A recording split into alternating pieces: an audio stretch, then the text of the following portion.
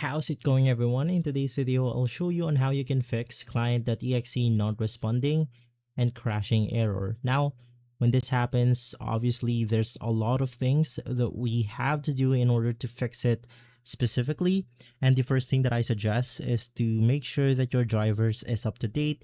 Having an outdated driver will cause the latest games to crash simply because it's not compatible with each other.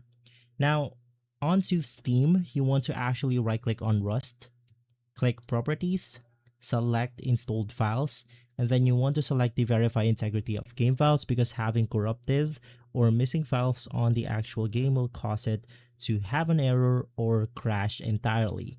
Now, you could also move Rust to an SSD, so if you're still using an old one, basically a hard drive, make sure that Rust is on SSD or solid state drive because Rust requires high asset streaming speeds, and running it on a mechanical hard drive causes the client to time out and report a not responding status while loading massive maps.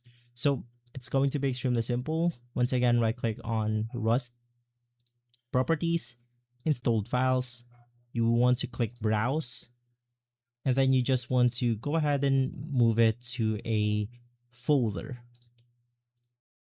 Now, what you want to do next is to repair the easy anti-cheat. If client or Rust client.exe crashes, what you want to do is to click Browse again. And from here, you have the easy anti-cheat folder on which you could just make sure that everything is running smoothly.